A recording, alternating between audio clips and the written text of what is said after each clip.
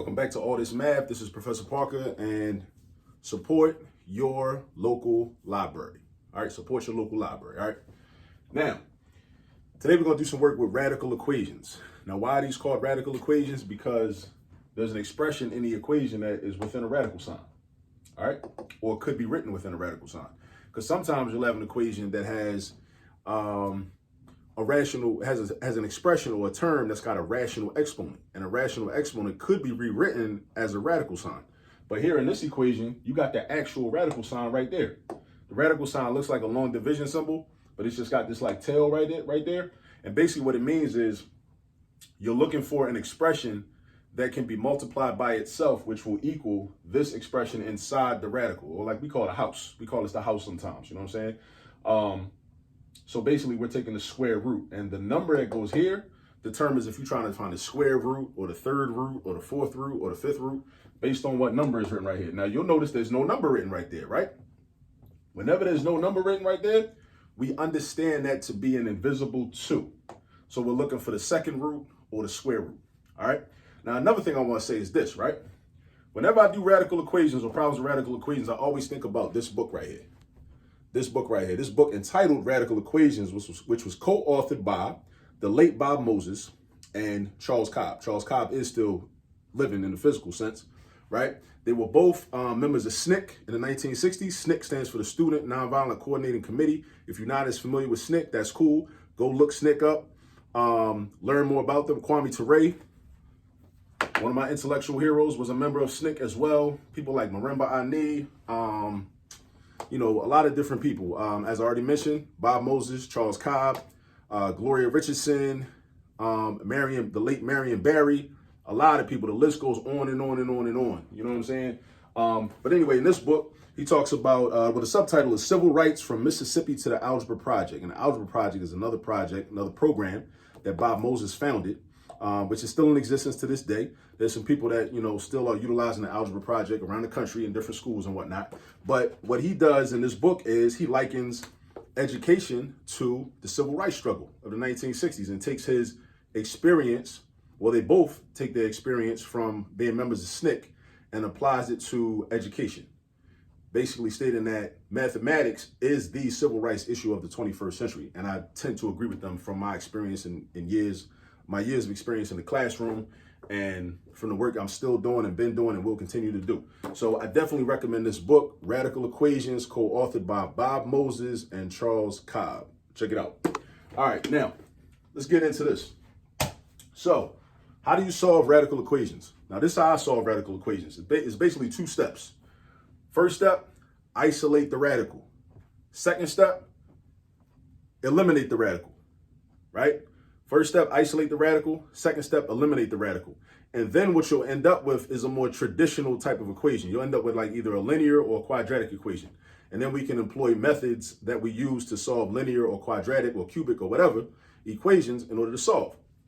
So first step is to isolate the radical. So that means on this left side of the equation, this is my radical right here. This square root of x plus 2. That's my radical, right? That's my radical.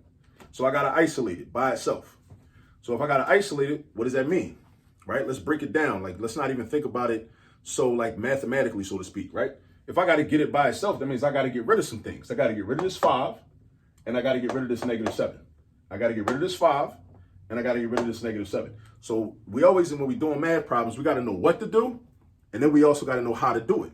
So first you got to know what to do, and then you got to know how to do it. So what I got to do is get rid of this 5 and get rid of this -7. Now the way I do it is by doing opposite operations. Opposite operations. So what I would do is, in case you're wondering, well, what should I get rid of first? I would get rid of this term first because it prevents the problem from getting messy. Of course, we could get rid of 5 first, but I just know from experience that's going to cause the problem to get a little messy because you got to divide by 5, everything by 5. You're going to create fractions and decimals and mixed numbers and all that, and things are going to get a little ugly. You could do it, but and that ain't what I would do. You know what I'm saying? That's not what I would do. So I would get rid of this -7 first. Now, how do I do it? We apply the opposite operation. Opposite operation. Opposite operation. So what's the opposite of subtracting 7? Adding 7. The opposite of subtracting 7 is adding 7. So that's what we're going to do. We're going to do +7 right here. But then we also, because mathematics is all about balance, Think about Ma'at from ancient Kemet, the 7 principles. One of those is balance. So our ancestors in ancient Kemet was already putting us on, trying to tell us, like, okay, this is how we do algebra, this is how we do mathematics. We employ balance. So if I add 7 on the left side, I need to also add 7 on the right side. So I'm gonna do plus 7 over here, boom, boom. And now I got 5 times the square root of x plus 2 is equal to 15. 8 plus 7 is 15. Addition facts, right? Now I gotta get rid of this 5. So now, how do I get rid of 5? 5 is being multiplied by the radical.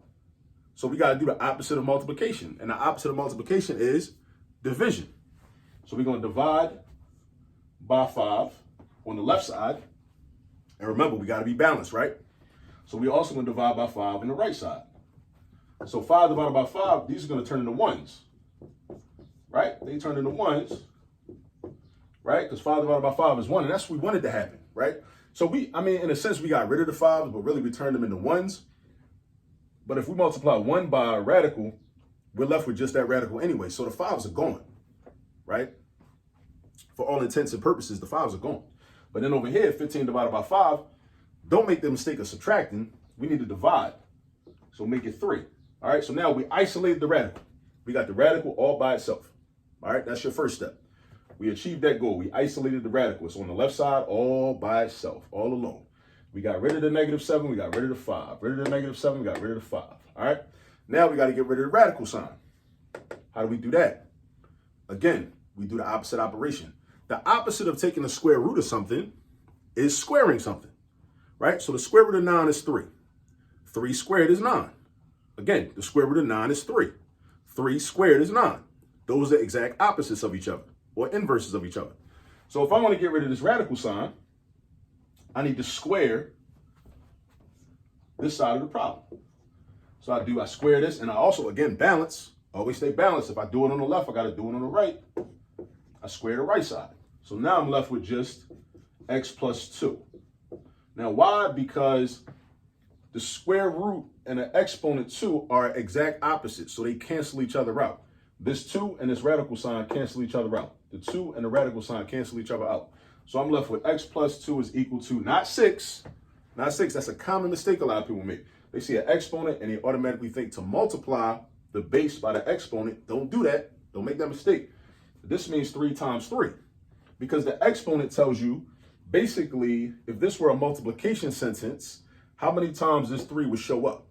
If the exponent is 2, it would show up 2 times, meaning you would have 3 times 3, 1, 2, right? Which equals 9, of course. So that's why. So it's not 3 times 2, right? Now, if you got 2 squared means 2 times 2, which is just a coincidence that if the exponent is 2, then you might think that you're actually multiplying by the exponent. But for real, you're not multiplying by the exponent. That's just a coincidence. So now I got x plus 2 equals 9. So when I got x plus 2 equals 9, this is like the first type of equation you ever learned how to solve. The first type of linear equation. This is a one-step equation, right? I call it a one-step drop, right? X plus 2 equals 9. I'm trying to get x by itself. All I got to get rid of is the 2. Just like in the beginning of the problem, right? In the beginning of the problem, we had to get rid of some things, the 5 and the -7. So now I got to get rid of this 2. How do I get rid of 2? I do the opposite operation. I'm going to subtract 2 on the left side. I'm going to subtract 2 on the right side. Boom, I got x equals 7. Now, x equals 7. Now, one thing you got to be careful about with radical equations is you got to check for what are called extraneous roots. A root is just an answer. It's a fancy word for an answer to a problem or a solution. Or extraneous solutions, you got to check. So what you got to do is, and you should really check your work anyway, right? Like, you know what I'm saying? That's something you should just do. You should get in the habit of just always checking your answers, because if you know how to check your answers, you don't got to sit there all nervous in class hoping that you got the answer right and waiting for your teacher to come tell you that it's right. You don't got to get validation from somebody else. You can validate yourself for real. And that's really important in living life, just in general, you know what I'm saying? So now what I do is I go back to the original equation. I replace the x with what I think x is. I think x is 7. So I replace the x with a 7. Then I got 5 times the square root of 7 plus 2 minus 7 equals 8. All right, so now I'm going to follow order of operations. So I got 7 plus 2, that's 9, right? The square root of 9 is 3.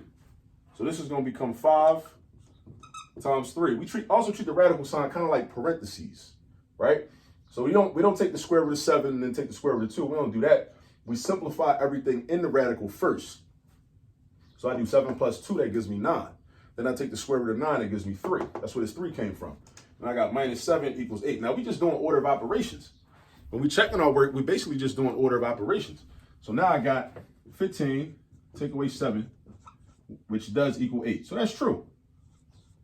That's a true statement. So because that's a true statement, that means that our answer is correct and that this is not an extraneous, the root word is extra and extraneous. So this is not just an extra answer, because sometimes that can happen, right? With radical equations and with rational equations, I'm not sure if there are any other type of equations where you'll have extraneous roots, but definitely with radical equations, sometimes you'll go through the math and do everything correctly, but then you'll have an answer that doesn't answer, solution that doesn't solve, or explanation that don't explain. That's something that Dr. King said way back in the day. And I think Chairman Fred Hampton from the Black Panther Party out in Chicago said the same thing. All right, so you want to be careful when you're solving radical equations, right?